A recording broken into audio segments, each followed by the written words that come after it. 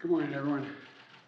Sorry, keep you waiting a little bit. I had the honor of spending some time with the Ukrainian Prime Minister who's in town today, and he is meeting with some of my cabinet members, including the Secretary of Treasury and others.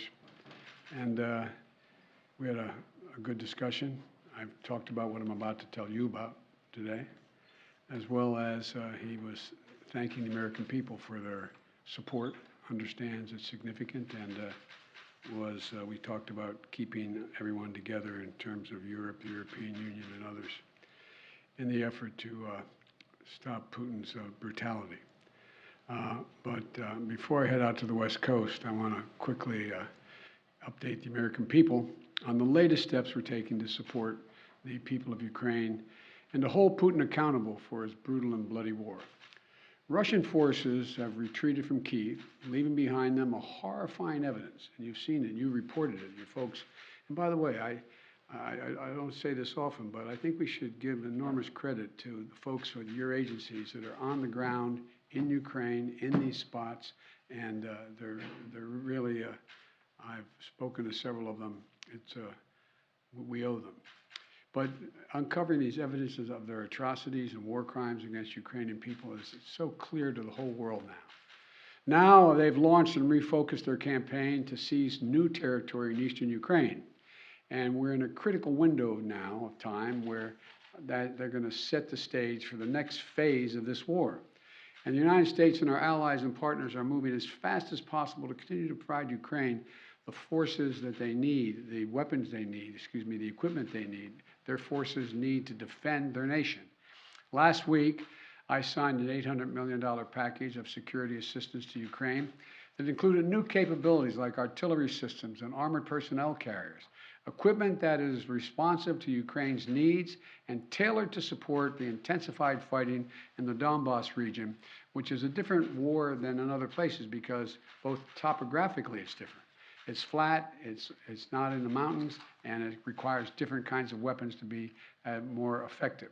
Today, I'm announcing another $800 million to further augment Ukraine's ability to fight in the east, in the Donbas region.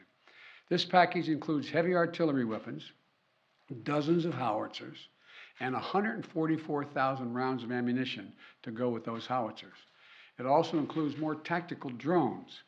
In the past 2 months, we've moved weapons and equipment to Ukraine at record speed. We've sent thousands of anti-armor and anti-missile helicopters, drones, grenade launchers, machine guns, rifles, radar systems.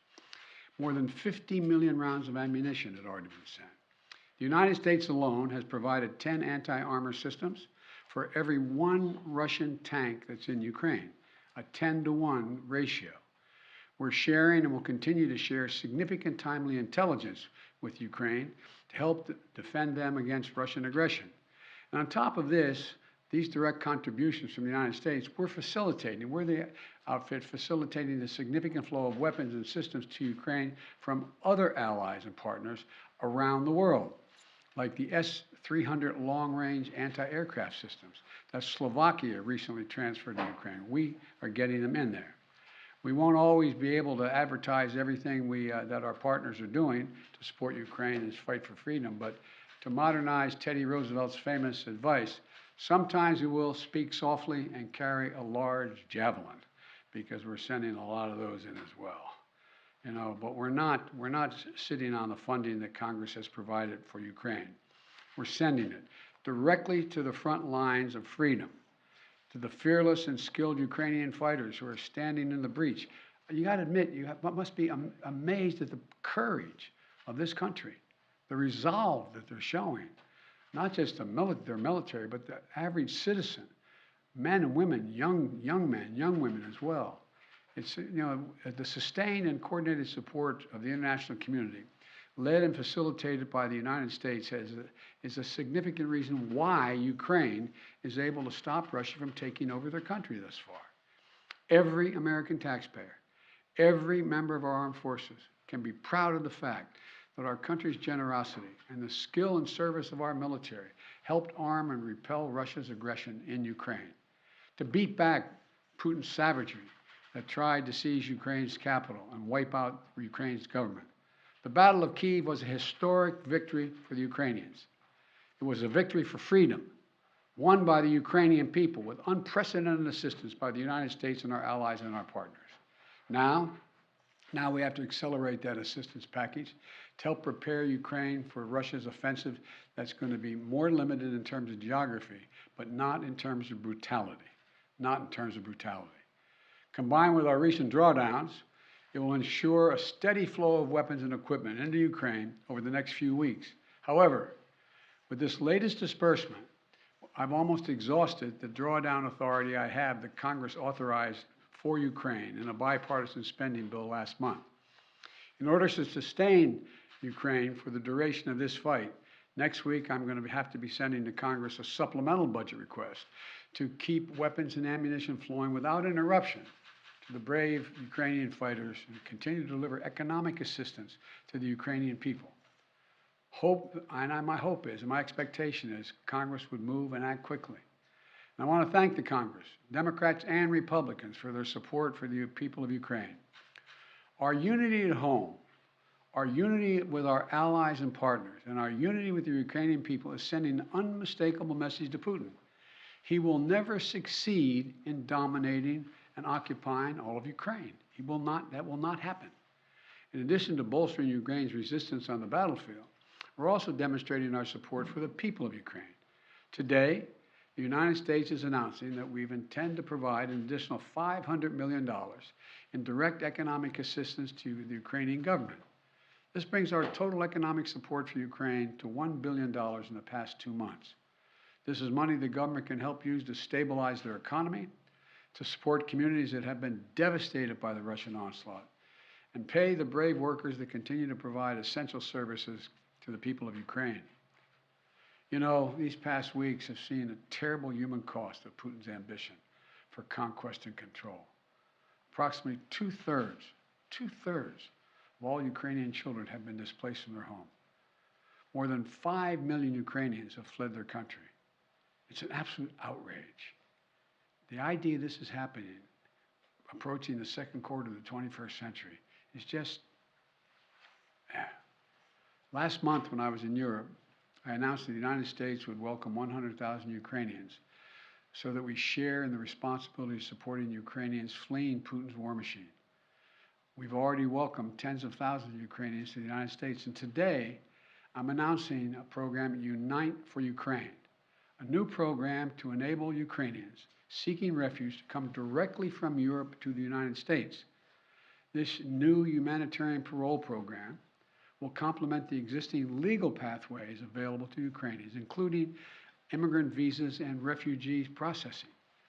It will provide an expedient channel for secure legal migration from Europe to the United States for Ukrainians who have a U.S. sponsor, such as a family or an NGO. This program will be fast, it will be streamlined, and will ensure the United States honors its commitment to go to the people of Ukraine and need not go through our southern border. We're also continuing to ratchet up the pressure on Putin and further isolate Russia on the world stage.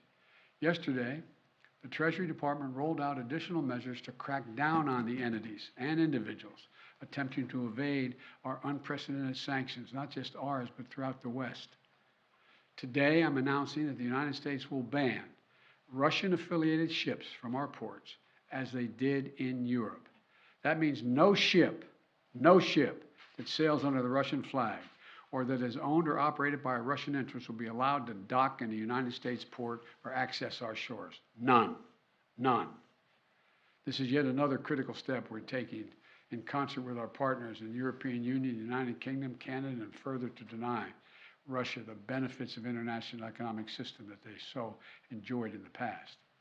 We don't know how long this war will last, but as we approach the 2-month mark, here's what we do know. Putin has failed to achieve his grand ambitions on the battlefield. After weeks of shelling Kyiv, Kyiv still stands. President Zelensky and his democratically elected government still remain in power. And the Ukrainian armed forces, joined by many brave Ukrainian civilians, have thwarted Russia's conquest of their country. They've been bolstered from day one by an unstinting supply of weapons, ammunition, armor, intelligence from the nations of the free world, led by us, the United States. As Russia continues to grind out the military advances and their military advances and the brutalities against Ukraine, Putin is banking on us losing interest. That's been my view. You heard me say this from the beginning. He was counting on NATO, European Union, our allies in Asia, cracking, moving away. He's betting on Western unity will crack. He's still betting on that. And once again, we're going to prove him wrong. We will not lessen our resolve. We're going to continue to stand with the brave and proud people of Ukraine. We will never fail in our determination to defend freedom and oppose tyranny. It's as simple as that. So again, I want to thank the American people. Thank the American people for their support of the Ukrainian people. This is our responsibility, it seems to me, and we've been able to hold the whole world together in this effort. So thank you very much. Thank you. I'm going to take just one or two questions. I got a plane to catch. What does Putin claiming control over Mariupol mean? How significant is that? Well, first of all, it's questionable whether he does control Mariupol. One thing for sure we know about Mariupol, he should allow humanitarian corridors to let people on that steel mill and other places that are buried under rubble to get out, That's what any head of state would do in such a circumstance. And so there is no evidence yet that Mariupol is completely fallen. Mr. President. On Title 42, sir, are you considering delaying lifting Title 42? No, what I'm considering is continuing to hear from well, first of all, there's going to be an appeal by the Justice Department, because as a matter of principle, we want to be able to be in a position where if in fact it is strongly concluded by the scientists that we need Title 42, that we be able to do that. But there has been no decision on extending Title 42. Thank you. Mr. President, how long can the U.S. maintain the level and pace of this military support for Ukraine? Well, we have the capacity to do this for a long time. The question is, are we going to continue to maintain the support of the international community and keep the pressure on Putin to prevent him from overrunning the country, number one, and number two, make sure we continue to maintain the economic sanctions, which over time, and we're beginning to see it, are devastating their economy and their ability to move forward. So the most important thing right now is maintain the unity. So far, so good. Thank you very much. How much money are you going to ask for in the supplemental? How much money in the supplemental? The answer, that's being decided now. I'm not asking